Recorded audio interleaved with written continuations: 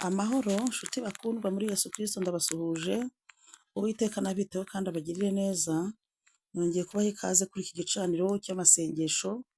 Hano hanyura isengesho ry'umunsi, hanyura inama zigiye zitandukanye. Ikintu cyose cyatuma twiyegereza n'Imana, tugakurura ikirere cy'Imana mu buzima bwacu. Ku muntu wacitse intege, ku muntu wasubiye inyuma, ndagira ngo tujye tubana kuri iki gicaniro, kuri subscribe tujye tubana kugira ngo ujye ubona isengesho risohoka ahangaha. Imana ishimwe. Bahaye ikaze rero, reka uyu munsi twongere tubwire Imana haleluya. Ibintu mu buzima bwacu bidafite ishusho, Imana ibihereza ishusho muvandimwe. Itangiriro igice cya mbere umurongo wa mbere. Mbere na mbere Imana yaremye ijuru n'isi. Isi yari itagira ishusho, yariho ubusa busa, umwijima wari hejuru y'umuhengeri, maze umwuka wera w'Imana agendagendaga hejuru y'amazi. Imana iravuga ngo nihabeho umucyo, umucyo ubaho. Imana yacu ishimwe bavandimwe.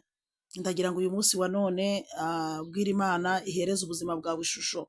Bibiliya yatubwiye ngo Imana yaremye isi, ariko ngo ndetse n'ijuru, ariko ngo ku isi nta kintu na kimwe cyari kiriho, ndetse ngo nta n'ishusho yari ifite. Imana ishimwe bavandimwe.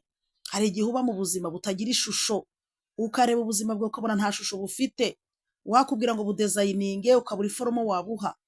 Hari igihe uba mu rugo ukabura urugo nta shusho rufite, ukaba uri mu kazi ukabona nta shusho, ukabona ibintu ntibisobanutse, ukabura hepfo na ruguru. Muvandimwe, iyi Imana nayo imara kurema isi nta shusho yari ifite. Kugira ngo Imana iyi si yihereze ishusho, byabaye ngombwa ko itangira kurema ibintu igatangira ibishyiramo. Haleluya. Kugira ngo nibura niwitegereza ku isi, Imana nireba ibone harimo ibintu bifite iforomo.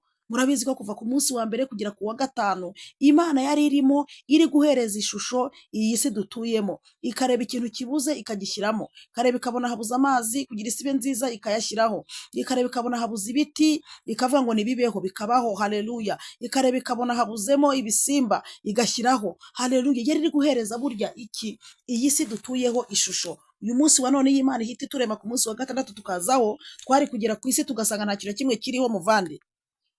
Twari gusanga nta kintu kiriho, nta biti, nta nyamaswa, nta mazi, nta kintu kimwe cyari kiri ku butaka, kuko nta shusho yari ifite, cyari ikintu kibereye aho ngaho. Uyu munsi wa none hari igihe ureba urugo rwawe ukabona nta shusho, ukabona nta kintu kizima kirimo, ukareba mu kazi ukora wapi, mu bucuruzi wapi, ukasanga nta shusho bifite ibintu urimo. Uyu munsi wa none ndagira ngo dusenge tubwire Imana ngo Mana, wowe wafashe isi itagira ishusho, haleluya, ugatangira gushyiramo ibintu bitandukanye kugira ngo yasi noneho igire ishusho, umuntu ayireba abone ni ikintu kizima. Natwe uyu munsi ubuzima bwacu buha ishusho Mana. Data wa twese uri mu gihugu cyo mu ijuru, ndi gusengana n'abana bawe hano Mana kuri iki gicaniro.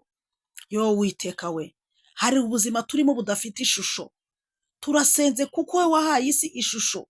Turasenze ngo natwe ubuzima bwacu buhe ishusho Mwami.